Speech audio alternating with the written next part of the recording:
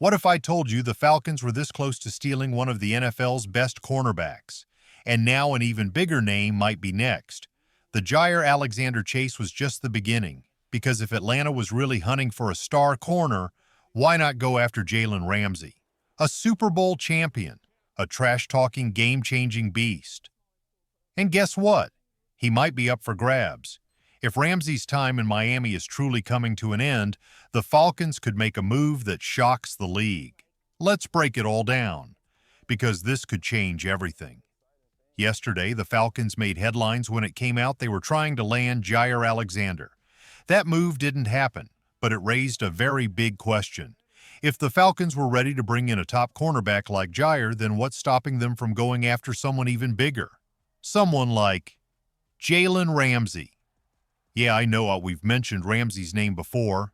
This isn't brand new. But here's the difference. This time, there's real smoke. This time, there's a clear signal. The Falcons want a cornerback. That's not a guess anymore. It's coming from NFL insider Jeremy Fowler, and that changes everything. Now let's connect the dots. If Atlanta was ready to go all in for Jaire and missed, then Ramsey is sitting there, a proven elite veteran still playing at a high level and possibly available very soon. You can't ignore that. Let's talk about why Ramsey's name is even coming up. Some fans are confused. Didn't he just sign a massive deal with the Dolphins? Yes, he did. In fact, less than a year ago, Miami made him the highest-paid corner in NFL history. And now, they're ready to move on. Fast. Why? That's a conversation for Dolphins fans. Maybe it's locker room chemistry. Maybe it's cap space. Maybe it's just time for a reset.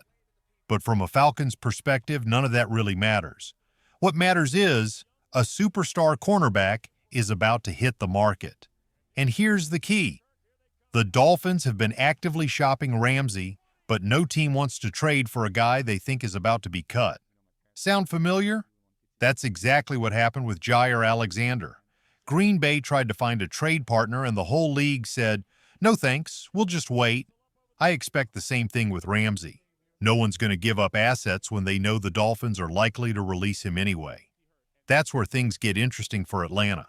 If Jalen Ramsey becomes a free agent, the Falcons would have a real shot. They've got the cap room, the momentum, and a growing young core that would be much stronger with a veteran like Ramsey leading the secondary. There's no reason to believe he wouldn't sign, especially if the team makes him feel wanted and puts a real offer on the table. But here's the big question. Is Jalen Ramsey still elite? He's over 30 now, which is old for a cornerback. That position demands speed, quick reactions, and physical stamina. Those things usually fade with age. But Ramsey? He's not fading yet. Last season, even after missing the first third of the year due to injury, Ramsey still played every game once he returned. He snagged multiple interceptions for the fourth year in a row, showing he still has that elite playmaking ability. He's not just a name. He's not washed. He can still start on almost any team in the league. So now the question is simple. Should the Falcons go all in for Jalen Ramsey? Do you trust Ramsey to lead this defense? Or do you think the team should go younger and build through the draft? Drop your take in the comments and rate your confidence in a potential Ramsey signing from 1 to 10. Let's see who's dreaming big and who's staying cautious. Falcons fans, sound off below. So let's talk about what really happened with Jalen Ramsey last season. Yes, he started the year hurt. A foot fracture in training camp kept him off the field for the first part of the season. That kind of injury could end some guys' seasons completely. But not Ramsey.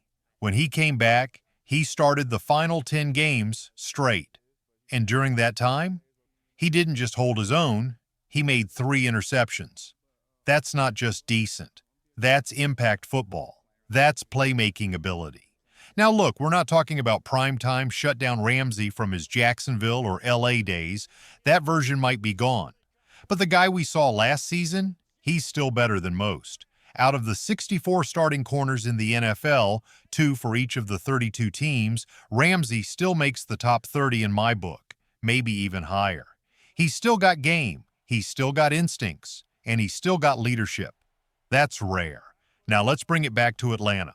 Does Ramsey actually make sense for the Falcons? I believe he does, and not just for one reason. For two huge ones. Reason one, depth at corner is scary thin. This team is one injury away from disaster in the secondary. If A.J. Terrell goes down, who's stepping up? Mike Hughes? Dalford? Let's be real. That doesn't inspire a ton of confidence. The Falcons haven't drafted a corner since Clark Phillips III out of Utah, and that was way back in 2022. Since then, crickets. This isn't a position where you can afford to be weak. Cornerback is a premium position in today's pass-heavy NFL. You need depth. You need skill. You need guys who can survive in one-on-one battles. And right now, the Falcons don't have enough of those guys. Reason two, Dalford is not a long-term solution. If the team truly believed in Dalford, they wouldn't have let him walk in free agency, and even for a second. But they did. They let him test the market, and guess what? No other team showed interest. That tells you everything. The Falcons only brought him back when they realized they had no better option. Not because he dominated last season. In fact, he struggled. Sure, the year before, he showed some flashes. But right now, he's just the best of a weak group. And that's not a good place to be. They're low on draft capital this year. They've got other needs to fill, like pass rusher. The cornerback class wasn't special this year, so they didn't go that route. All of this leads to one conclusion. They're stuck. And when a team feels stuck, that's when a veteran like Ramsey makes perfect sense. Bonus thought. What about Clark Phillips? Let's go a step further. If the team went through all that mental gymnastics to justify keeping Dalford, what does that say about Clark Phillips? He's been here. If they had even a little bit of confidence in him, wouldn't they have just handed him the job? Instead, they let Alfred go, then brought him back, passing over Phillips the whole time. That speaks volumes. And it's not great. So the truth is, the Falcons don't fully trust any of their backup corners. That's likely why they went after Jaire Alexander in the first place. The plan probably looked like this. Terrell and Alexander on the outside, Hughes inside at nickel. Well, if that plan didn't work with Alexander, why not run it back with Ramsey instead? Same idea. You pair him with Terrell, shift Hughes back inside, and now your secondary suddenly looks legit. And get this, Ramsey isn't just a corner. You could even get creative and move him to safety in certain packages. But we'll talk about that next. Up next, should the Falcons use Ramsey as a cornerback or reinvent him as a weapon all over the field? Now look, the Falcons might not need a cornerback as badly as they did a few months ago. Things have calmed down a bit, but let's be honest, adding a player like Jalen Ramsey isn't just about need. It's about opportunity. Ramsey is still a valuable chess piece, a player who can make a difference wherever you line him up. I'm not sure if he's a rook charging straight down the field or a bishop cutting across with sharp angles. But one thing I do know, he's still dangerous. He's still smart. He's still elite. And here's where it gets interesting for both sides, the Falcons and Jalen Ramsey. Let's say the Dolphins cut ties and Ramsey becomes a free agent, which, let's be real, seems very likely at this point. Now he gets to pick his next team. And when you're in his shoes, a vet in his early 30s, still with juice left in the tank, you're not just picking any team. You're picking a team that helps you rebuild your value. A team that helps you look elite again, so when free agency hits next March, you're signing a big deal, maybe your last big payday. And if you're Ramsey, what better place to do that than with a coach who knows you inside and out? Raheem Morris. These two go way back. Raheem Morris helped unlock peak Jalen Ramsey back in L.A. when they won a Super Bowl together. Morris knew how to use him the right way, moving him around, letting him attack, letting him be a weapon instead of boxing him into one role. You think Ramsey forgot that? Not a chance. So now imagine this. Ramsey reunites with Raheem in Atlanta. He's used exactly the way he wants to be. He dominates again. He helps lead a young Falcons team with upside, one that finished 8-9 last season and now has a promising young quarterback in Michael Penix Jr. Then boom, next March he cashes in. Instead of a cheap one-year prove-it deal, he's signing a 2-year, $30 million deal. That's the goal. That's the vision. and Atlanta might be the perfect path to get there. Let's not forget, Ramsay's a Florida guy. Georgia isn't far. He stays close to home in a warm weather city with a real shot at making some noise. It's a win-win.